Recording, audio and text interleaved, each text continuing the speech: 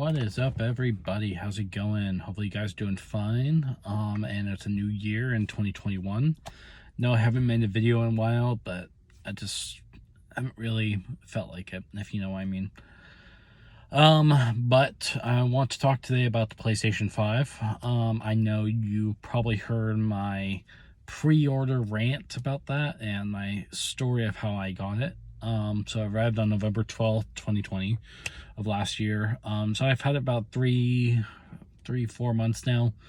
And I could say I love it. I got it the first day, enjoyed it, but then it ran into some software problems PlayStation had when it first launched. So my first biggest issue was playing Spider-Man Remastered. I put the system in Rust mode and went back to the game. I think this was like when you first visit Feast and when you jump out of Feast and you swing around at night.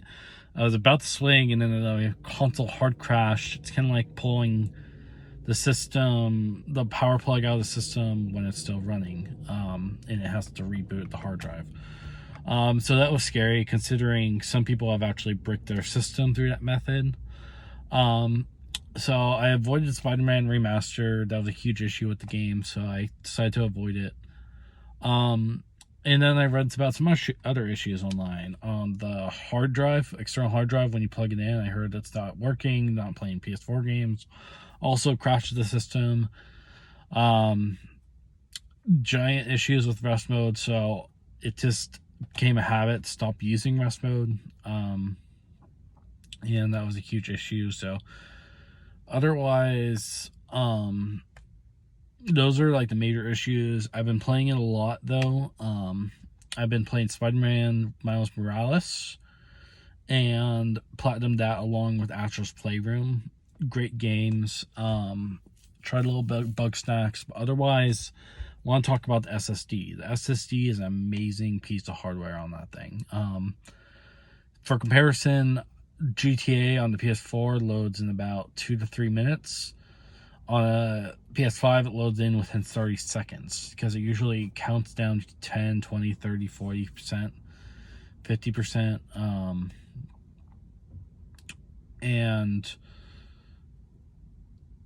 So it would get all the way to 90 and then load on the PS4. On a PS5, it would go 10, 20, and maybe load between 20 and 30%. Nothing doesn't go beyond 40%. So I thought that was really amazing.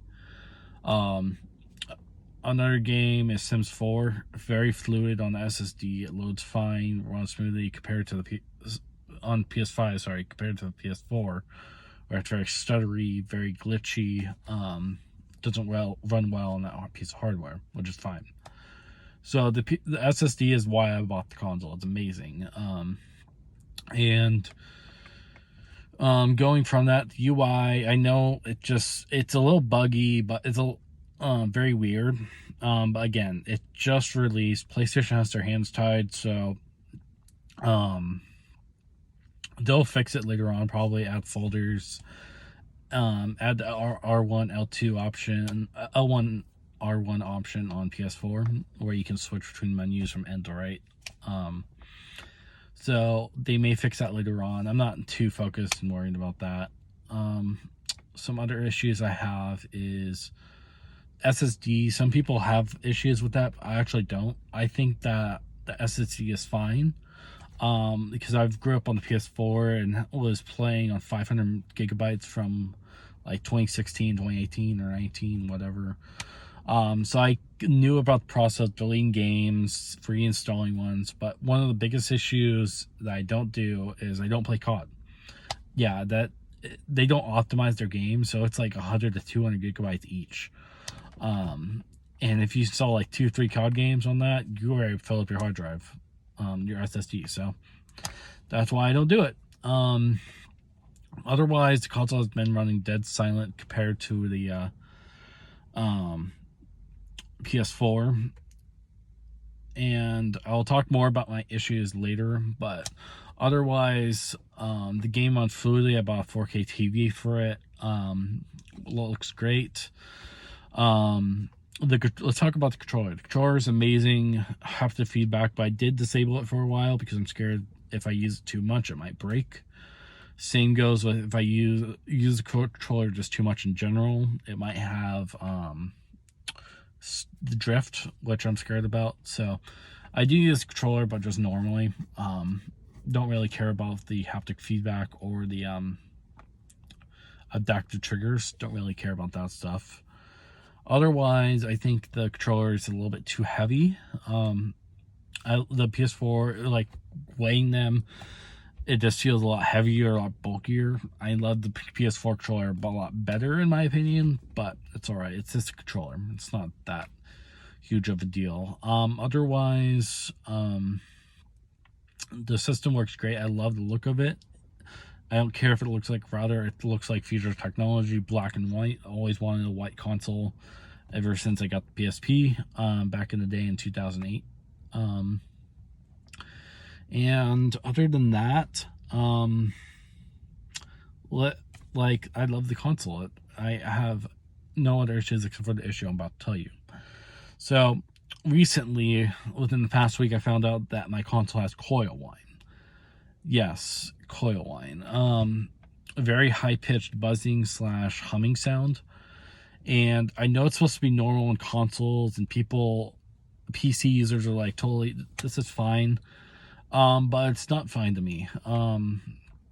First of all, it happens when playing PS5 games and not PS4 games, because it runs the engine and runs the graphics card processor and stuff like that. So that's the issue I have right now with my console is coil whine, and people are like, it's normal, it's supposed to sound that way. Yes, it is, but it's supposed to sound that way when you put your head up to the console, not from 8 feet away where I can hear it.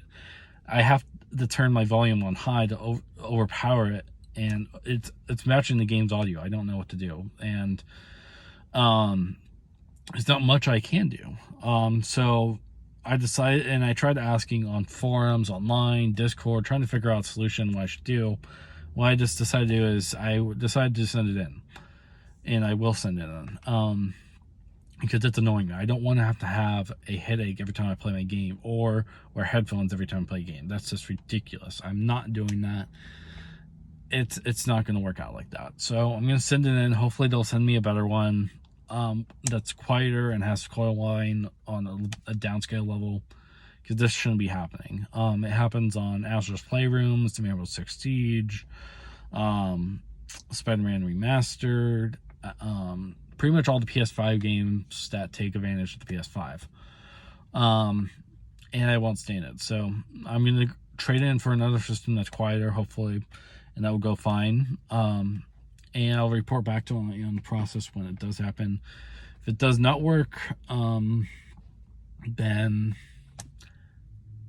I'll trade it in for another one, exchange it for another one, keep on exchanging it, get used, get to use that warranty when I have it, because I will not settle for a loud system that gives me a headache every time I play a game.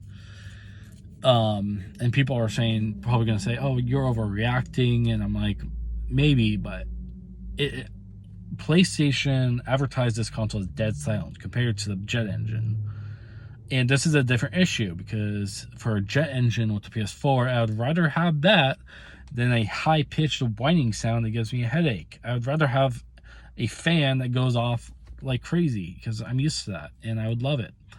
So this is just like a rant for people that have coil whine. I get it. It's normal.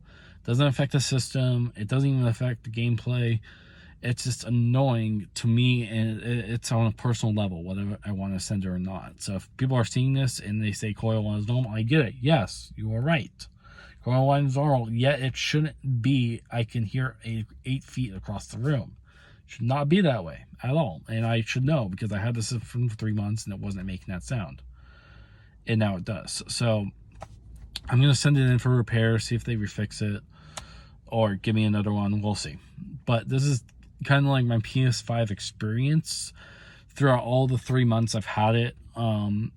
So far I enjoyed it. And I've got my playthrough. I won't miss it when it goes in for repair. I played Miles Morales. I have played Spider-Man Remastered. I've played Astro's Playroom. Bug Snacks I've started. So we'll see where it goes. But otherwise, I enjoy the game, and it's kind of like a good experience. But I have my PS4. Go back and play games in the meantime. Otherwise, this is the issue I'm facing and my rant about it. Hopefully, you guys are doing well, and I will see you guys later. Bye. Peace out.